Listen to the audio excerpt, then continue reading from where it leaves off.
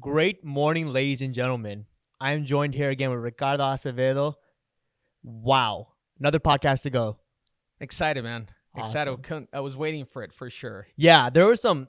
I tell you guys, today's episode really hits home for me. I chose these three topics myself today, Ricardo, and I've been so excited to hear how you're going to dish out on them and really just expand on them because, one, they're deep to my heart, but two, is just I have questions on them, and I'm hoping you can answer them for me.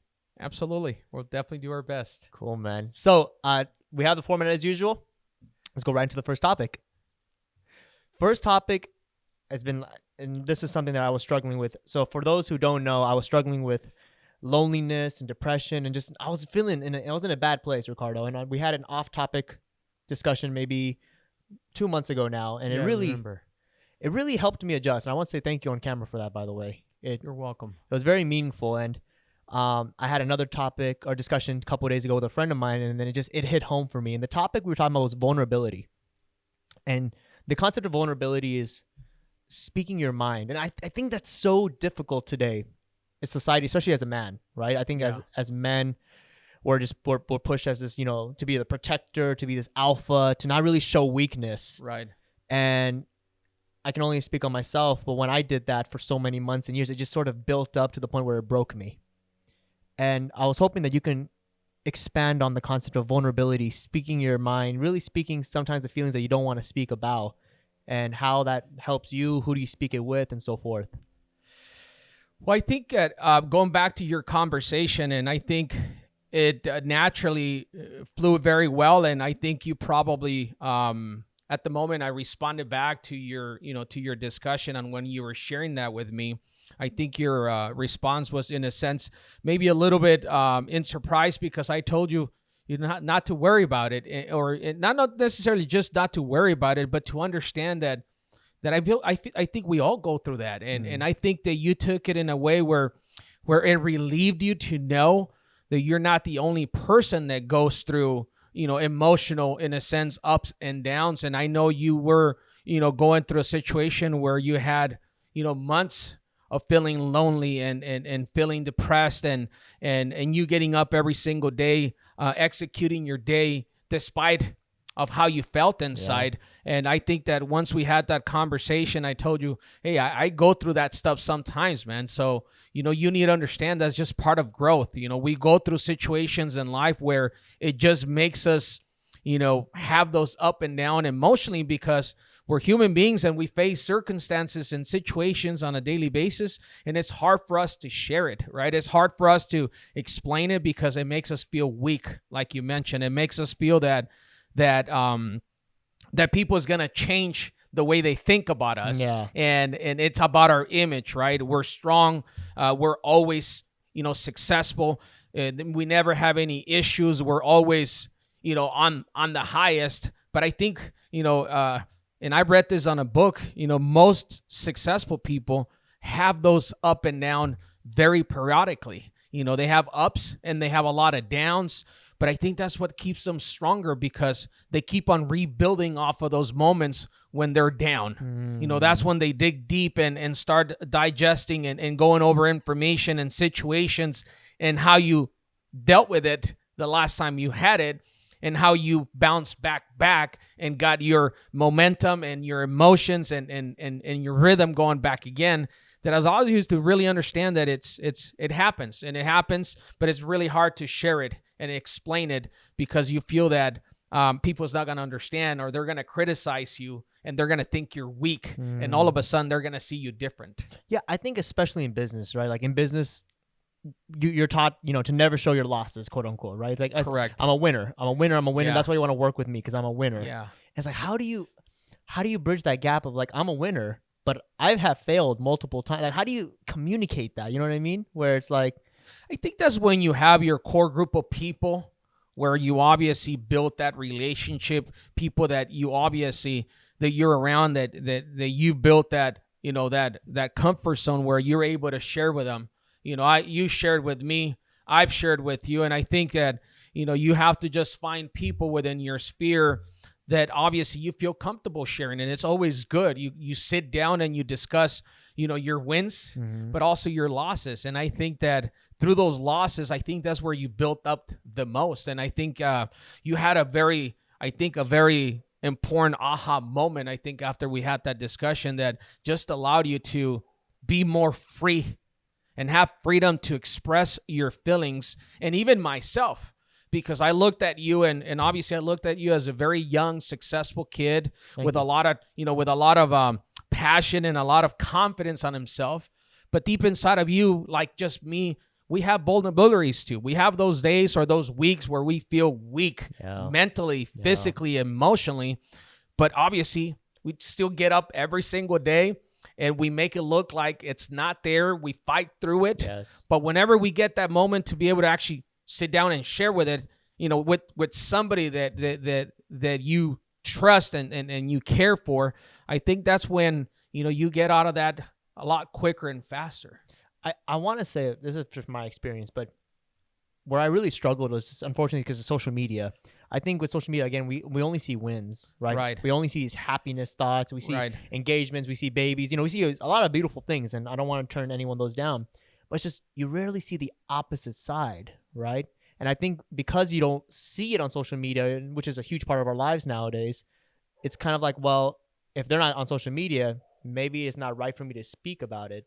Does that kind of make sense? Yeah, I see what you're saying, and I've heard a couple of people that I follow and some stories is obviously social media.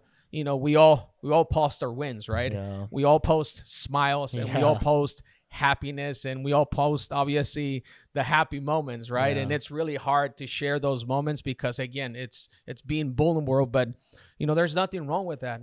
I think we all have those moments and we always face those moments and those are the moments that really, again, makes us stronger. And we have to have our community or our group or our core people that we rely on, to discuss our situations and our ups and our downs that we're able to basically, helps us lift us on those moments. I want to go into, because one of the things when we had that discussion that hit home for me that I've repeated multiple times to my friends after having that discussion with you was Ricardo, who I consider you like a mentor, someone that I want to, as a human being, I think you're just an aptitude of it is just amazing. And I tell them, well, hey, if Ricardo's gone through this, like I'm not so, wickedly weird, I guess, right? Like if Ricardo himself goes through this, and then it really opened my eyes to like, wow, if Ricardo goes through this, even till this day, you were saying how there's ups and downs. Who else that I probably revere with such respect is probably going through things like this over and over again? Yeah. So I guess my question is like, when you're on those lows, right? Because every year you were mentioning there's ups and downs. Mm-hmm. What's the mindset at that time? Like, how do you dig yourself out of that?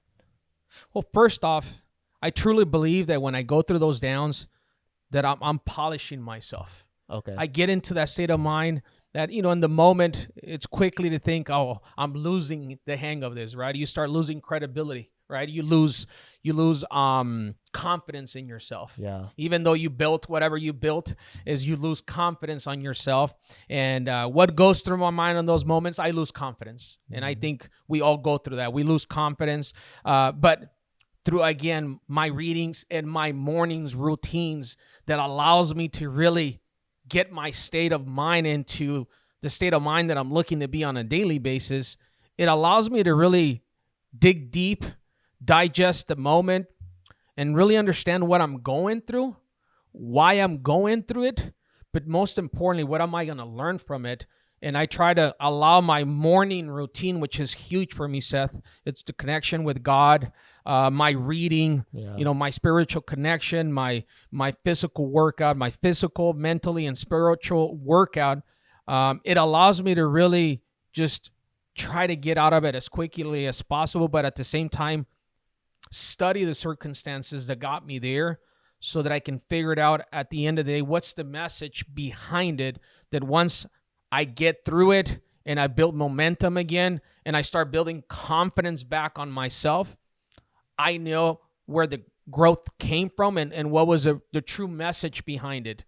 Because I think we all get them. And I think I can speak on myself and other people as well. I think we all go through them. But again, is how quickly we can get out of them, but how much did we learn from them? Because all those moments make us stronger.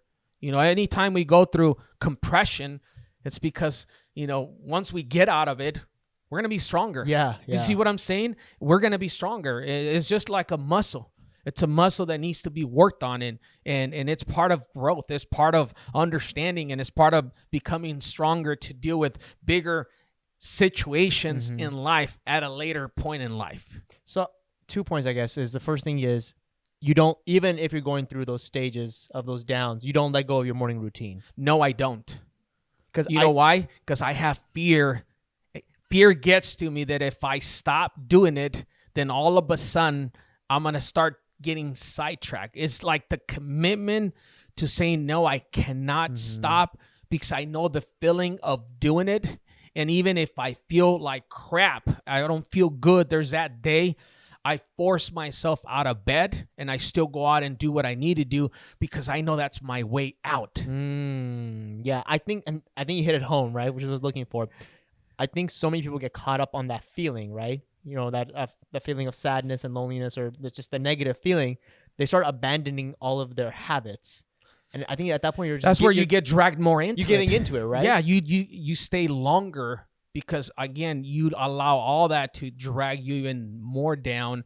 You're mentally now allowing that to get more to you. Therefore, you're mentally obviously beating yourself even more, which drags you more, and it's a longer span of time frame, because you're actually not doing anything really productive about it to try to get you out of it as quickly as possible. Yeah, it's very interesting, and I think when you talked about the subject and we were going to recap on our conversation that we've had, I've been just my mind has just been going back to some of those moments, moments that I have lived, just literally a month ago or a few days ago, because, we all go through them, man. We're just emotional human beings, right? We're happy right now. Later something happens, then all of a sudden we have an issue, and it's depending on how we deal with it, it brings us down. And it can be so quick. Yes. So now, how do we train ourselves, right? And I think I've talked to you about this for the longest time, ever since I met you, is my morning routines, my books, my connection with God, my physical, workout, all that combination of everything is that I can prepare my mind, my body, and my spirit to be able to be ready for those moments where I can handle them the best. And I can get out of it as quickly as possible, but therefore I got to build the muscle for it, right? Yeah. And for me, that's obviously part of the reason. Well, not only the only reason, but that's part of why I do my morning routines, is I'm preparing myself to deal with life, to deal with circumstances, to deal with problems, situations. Therefore, I can handle them to the best of my ability based on I'm preparing myself for that battle, because every day, as we say, it's a battle, right? Yes. There's that saying, and that I'm preparing for battle. Every morning, I'm preparing for battle. I need to go out and I gotta win the battle.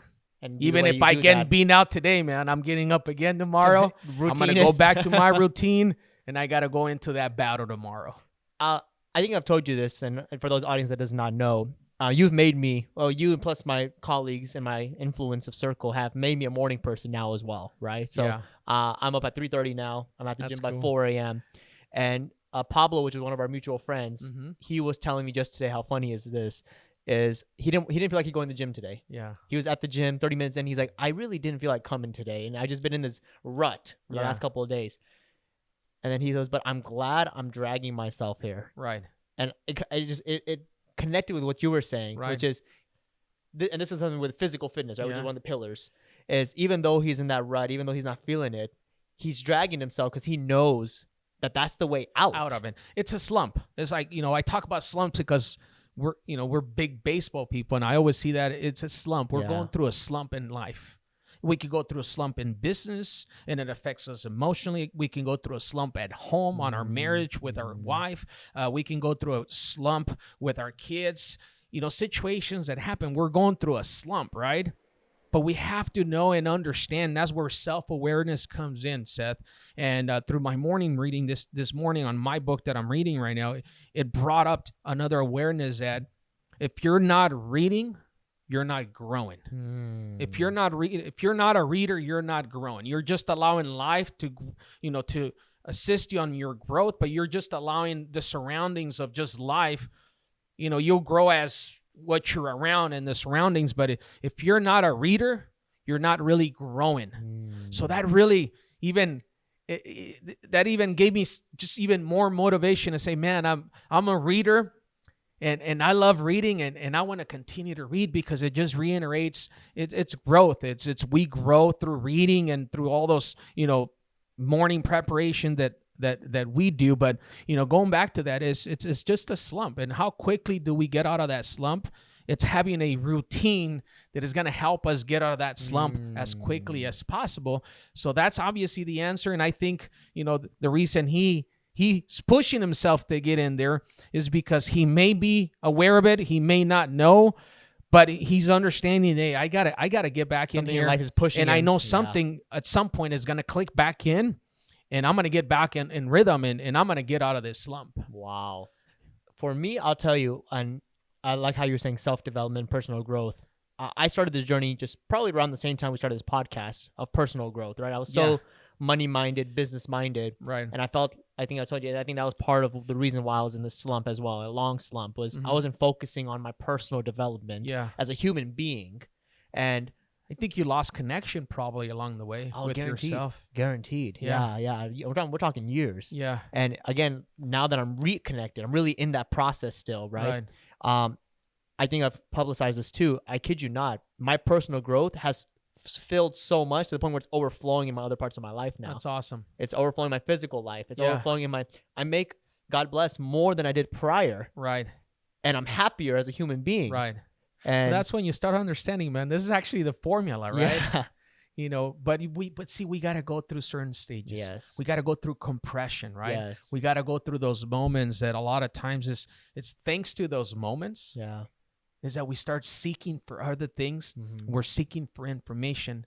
We're looking for answers so that we could fulfill our lifestyles. Yes. And see, that situation led you to start seeking for other things. yes. That allows you to start looking into other things that are going to fulfill you Mhm. in all aspects. And that's the beauty about growth, Yes. is that you go through stages and then you're seeking for what's next. right. What's Absolutely. coming. That's why I'm on my books every single day, man. That's why I'm on what I do every single day. I'm just looking for answers. I'm looking for growth. I'm looking for the next chapter. I'm looking for the next answers. I'm looking for the next thing. And I'm just looking to improve so that I could continue to, grow, and I can continue to just be better at what I do, and start obviously looking at what's ahead. And I'm excited because I know that the light takes me further out every single time. Yes, absolutely. One of the things I'll tell you that helped me was, again, that conversation with you, of course, was I feel like one of the catalysts, but really identifying it, right? I think going back to, to a couple minutes of our conversation, which was when you're in those slumps, I feel like the natural response is denial. I'm not sad. Yeah. I'll be fine. I'll bounce back in an hour. Yeah. I'll bounce back. This is just how I'm currently feeling. And then as it prolonged, I think finally just admitting it, like, hey, Seth, you're in a slump, Right. right? Identifying, like, you're having clarity on where you're at right now. So that way I think at that point can then initiate, at least mentally, a plan to get out of that slump. Yeah, I totally agree. You have to know first why you're in that slump. What led you to get into that slump? What originated it, or what situations caused you to get there, and how you're going to work your way out of it based on understanding, obviously, a game plan, and at the same time, also what's the message behind it? What's the learning experience Yes. behind it? Yes. And then in most of the cases, to try to get excited, even though you're not in that state of mind, Yes. but to get excited to know, hey, there's something good, coming out of this. You literally hit it on the nail. I've been having this conversation with my little brother, as I talk to him a lot about him, and a couple of my friends now. And I tell them I'm so grateful that I went through that. Yeah. And I know it's going to sound crazy, but I almost felt like I was on a rubber band. And I have resilience. We've talked about resilience before. I know I won't snap. Yeah. But as you're going down, it's a scary place to be. Right. But I kid you, it's like a rubber band. I went so low, but finally when that rubber band was to bounce me back up, Right. I've never felt this high in my life. That's awesome, man. That's and awesome. So it's almost like I use the metaphor as rubber band as your resilience. Yeah. As long as you know you won't snap, Uh-huh. You can go as low as you want. Well, let me tell you, once you were saying that, I have a few friend of mine that, when we have that discussion, they're always like, I'm actually excited.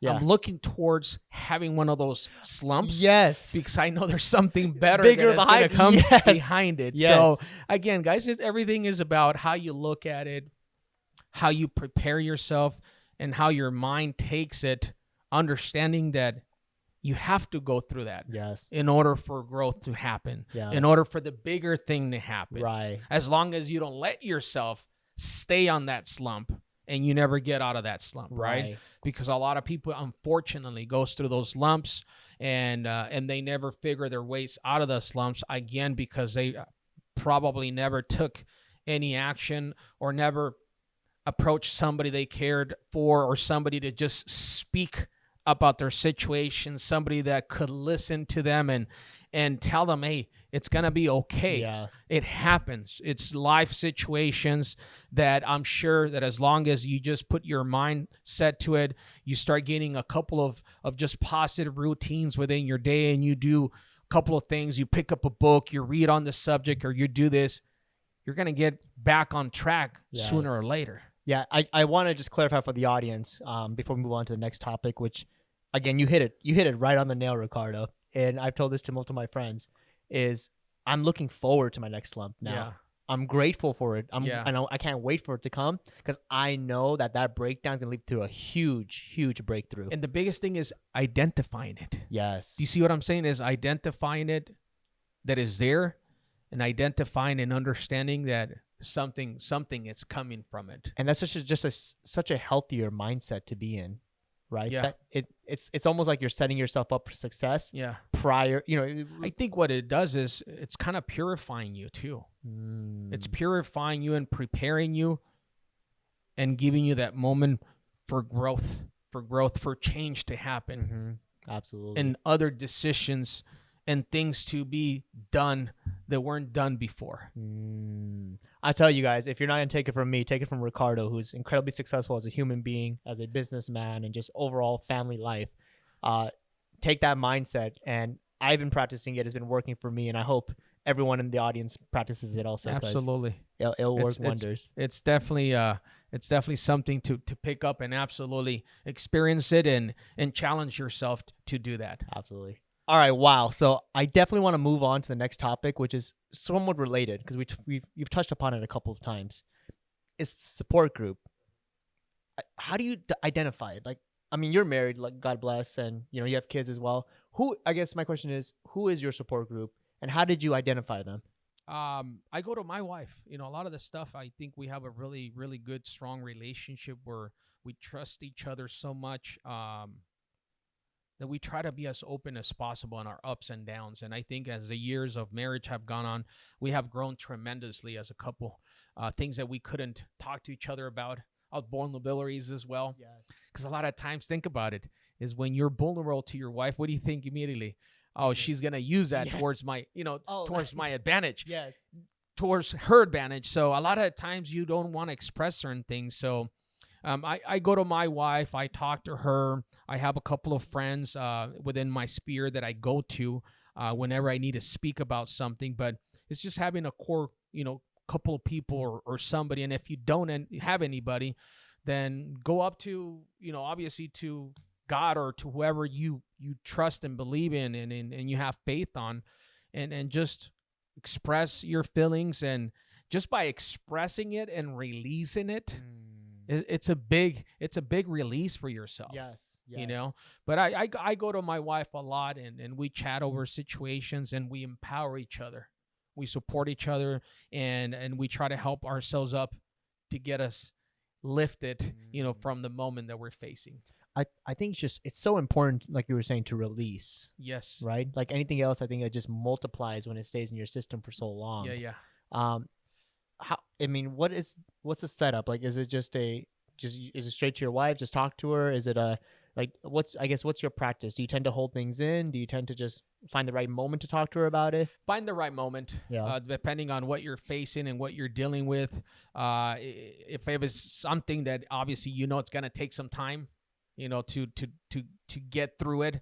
Find the right moment, find the right time, and just say, listen, I need to sit down and talk to you about something that I'm facing or I'm dealing with or I'm feeling, and I really need you to understand and just listen to me and let's discuss it, because it's something that is important, that I need your support. I need you Yes. to listen to me and help me through it. I think we've talked about this multiple times, which is the having like true listening skills, being 100% present. Well, being present on the moment, right? Yeah. And I think one of the ways that I've been identifying, at least my support group recently, is when I have these conversations, I really try to look for that connection, like that Right. full 100% present. Right. Especially in today's world. I mean, especially as a millennial, I tell you, like there's so many distractions. Yeah. Cell phones, social media. Heck, I mean, maybe they're going through their own things. Maybe they have their job in the back of their Right. mind.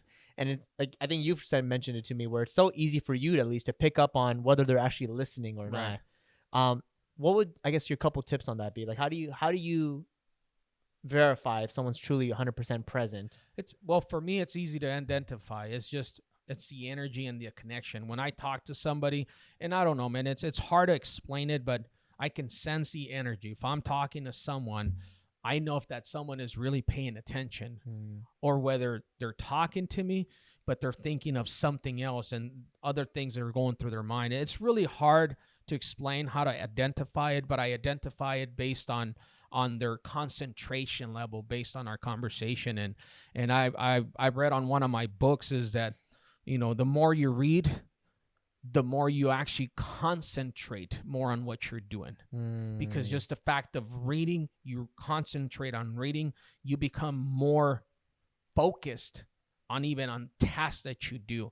So I'm able to really identify, people when I have conversations as to whether, again, they're there on the moment, or they're just listening to a 50-40% of what I'm speaking, and then the rest are just distracted. And it happens because, we get distracted very easily because we have so many things going on, right? But it's one of those things, man, I've been able to identify within time, and it's based on my own growth itself. Right. You kind of feel the energy, the vibe, and you can kind of understand it from and there. The connection. With your support group, do you find the majority of people, like, you've heard the term devil's advocate, right? Which is the idea to disagree with them, right, and to see the other point of view. Right. Do you find that your support group, typically when you go to them for anything really, but especially for, deep conversations like this, that they may sometimes even throw the exact opposite argument at you and, give you maybe a new perspective? I've had some conversations, yes. Yeah. And I've been more open to understand that my point of view is not always going to be obviously the right thing. And I have to understand that, he could be right and I could be right. Yes. But just looking at it in two different set of eyes, right? And accepting the fact that I'm not right, that he could be right, but just on his own point of view, and accepting it, digesting it, and coming up with a conclusion based off of that. The reason why I say that is because when I was going through my stage and really getting myself out of it, my little brother is a great example of this. I tell him how I'm feeling, I tell him my perspective, and he wouldn't agree with me. He'd give me the exact opposite. And I think we're so used to having people agree with us because it makes us feel good. And I'll tell you, like, I had to take a step back and say, wait, I think he has a point. Right. And now if you ask me, 2 months later after this conversation I had with them, right, I'm like, he was 100% right. Right. And I was so close-minded to think, oh, well, I'm 100% right. No one else can be. How have you trained yourself to accept other people's opinions like that? Through personal development again, man. Yeah. Yeah, it's I think I was a very stubborn guy, my way or only my way. But again, through personal development, years and just maturing to understand that, everybody has a different point of view, and I have to respect their point of view, and I have to understand that there's different ways of looking at it, that he may not be wrong or might be right, and vice versa. We both may be right, just in different perspectives. Yeah, like nothing's black and white, really, right? Exactly. It's a very interesting subject that I think it requires another podcast just to discuss that. But that's kind of the way I see it, And again, it's through personal development. So it kind of led me to my next topic, which is the final, which is identifying yourself, right? Identifying yourself as a human being and who you want to be and where you want to go and so forth. Right. I'm assuming majority of this has helped you because, you've told me the Ricardo from before books, the Ricardo from before personal development is not the same Ricardo as today. Correct. When did that like, was it Ricardo, you need to identify yourself as a better human being and like start that journey today? What was the, I guess the moment? Did you have clarity that, hey, I need to become a better human being? Was this something that you found out after the fact? No, it's always been there. I've always have conscious understanding that life is about getting better, right? Getting better every single day. But having more conscious awareness that it's getting better, but getting better at what, right? If we're working on something, what are we trying to get better What are at? we working on? Exactly. Obviously, we were becoming better at certain areas, but we were now working on other areas. So it was more conscious awareness of understanding that I needed to work on all areas of my life, meaning, as a human being, as a business person, as a husband, as a father. And just through literature, I started realizing so many lacks in so many areas that I needed to work on that just triggered me to be just hungry to learn and improve myself, because I just wanted to be in general a better human being. And based off of those experiences, it automatically transpired into all other areas of my life, business and everything else around me. How do you identify yourself? Like, as like Ricardo as a human being, like Uh-huh. like have you like written them down? Like, Ricardo is this kind of a man, boom, boom, boom, boom, My boom. principles. Yeah. I go back to my principles, how I was raised, how I, what I think and feel it's being a good human being, and my principles, my connection with God, my relationship with my religion, and knowing that I'm being a true good citizen and a true good Christian as a human being based on the way I'm supposed to live life. So you've identified yourself through multiple means, but particularly through the spiritual mean. Yes, which is my main foundation. I think that's so important, right? Like, Mhm. like for me, if you ask me, for example, Seth, one of my principles is just be kind, love, and Yeah. many of the positive things, Yeah. of course. And I think the more you have a foundation for, the less movable you are, right? It's almost like it's not negotiable for me Right. to act in the exact opposite way. Yeah, because you make better decisions, and you make decisions based off of your principles and your foundation. And no, that doesn't go with me, because that's not who I am. I can't do that because that's not part of who I am. That's not my principles. That's not my belief. That's not what makes me feel in good connection with myself, with my spirit, and obviously with God. So I guess it's mainly for the audience, including myself. I think a lot of us we're not as, I guess, well endowed on our principles yet. Let's say, for example, I have a principle of, being just a stronger human being as far as physical, right? Yeah. Or physically, and really sticking to what my, as a man of my word. How do you, I guess, how do you build that principle? Do you identify it first and then create habits around that principle to finally, become so that it's ingrained in you? Yes, understanding who you are. First is understanding who you are. As of that moment. Exactly. Okay. And then from there, you identify the principle that you want to build? Well, going back to that is basically identifying yourself, who you are, and basically what you are, and how you present yourself to yourself as being, that person that you want to be. That person that if you were to see that person on that side and it was you, how do you perceive yourself? How do you want to see yourself, or what individual you want to become? Right. And that's obviously how you built your principles and your foundation as to what you're going to do and what decisions you're going to make and how you're going to develop yourself to get there. So let's use you as an example, as a personal experience. So you began reading. Was that on a whim? Was that on a, hey, like I need to do this? And like, does that make sense? It was just more of understanding that I needed to know more, that I Okay. did not know enough. Yeah. I just knew the basics. I needed to learn. I needed to become better. And the only way I knew I was going to become better was by reading. By reading and understanding other people's lifestyles, other people that I admire their lifestyle, that I admire who they are as human beings, and I knew I was going to learn stuff that would now be able for me to come back and apply it into my own life. So you had clarity that, of course, you were not a reader at that moment. Correct. And then I think we talked about this before. You just slowly started the habit, very slowly, right? Yes. A couple pages a day. Yes. 10 pages a day. Yes. And now I think 2 hours almost. Hour and a half to 2 hours. And I would argue that now it's your principle, right? Correct. To begin reading, to create self-development. Yes. Because I can tell you, for example, for me, one of my things that I lack is sometimes I get angry, right? I get angry with uh, not necessarily for no reason, but let's say for when they're not the best version of themselves, when they're Right. acting out of what I expect of them, I Right. become angry. Right. And when you're angry, as you probably know, you don't, your actions don't necessarily flow with your principles, which Correct. you typically be. So I've told myself mentally, like, Seth, you need to work on this. Right. So what would you suggest for me? It's part of the process. Okay. It's not gonna change overnight. Mm. Because I'm very similar like that, and I used to snap a lot quicker and faster.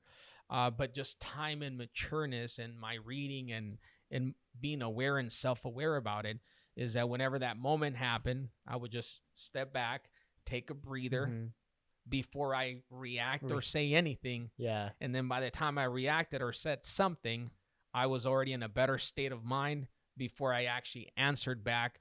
Whether if I would have just answered right on the moment, I would have obviously answered in the wrong way. Non-productive and way. I would have disrespected probably somebody by the way I came out at them, my tonality of my voice, or just what I said. So it's mainly being able to immediately understand and identify the situation in the moment, step back, breathe in, breathe out, cool down a little bit, step back in, and actually handle the situation with a much better response. Yeah, because I'll tell you, like, one of my characteristics I would love to build would be something like that. Like, kind of like, I don't know, that falls like, I guess, within patience slash level-headed, right? To be able to, because I'm sure you've been in the same situation where multiple times you'll do that, like, I wish I had taken a step back. Yeah, well, we make those mistakes, man. But I make them less now, though. Okay. I make them less. I used to be more. I make them less. And I hope that I get to a point in the near future where that doesn't happen. It's just no longer because it doesn't bother me anymore. You know why? Because you get to a point where you accept it and you understand it's gonna happen. And when it does happen, you deal with it better. That makes sense. It kind of goes back to what we were talking about earlier, which was if you're expecting sadness, like if you're expecting that slump, right? But if you're looking forward to it, right? You're gonna handle it better. Well, it's one of those things. I had somebody share with me the other day. They got really pissed off because of a situation that has happened a couple of times with another one of our colleagues. And I said, but why you get on that state of mind? Why do you get so upset about it if we know in reality that happens as not as periodically as we want it to happen, but we kind of already know that we expected this to happen. Right. Why do we have to get so mad about it if we kind of already prepared ourselves to know it's going to happen again sometime in the near future? Therefore, I kind of prepared myself, and when it does happen, then I'm able to react to it better. Wow. I like that. I think this kind of goes among the lines of, what is it? If you fail to plan, you plan to fail. Yeah, there you go. Right? It's just, and it's getting yourself in that mindset of, hey, I'm ready for it. Yeah. Super cool, man. Yeah. Awesome. Well, hey, I think that's going to wrap up today's episode. We're in about 35 minutes. Would you like any last minute notes for the audience?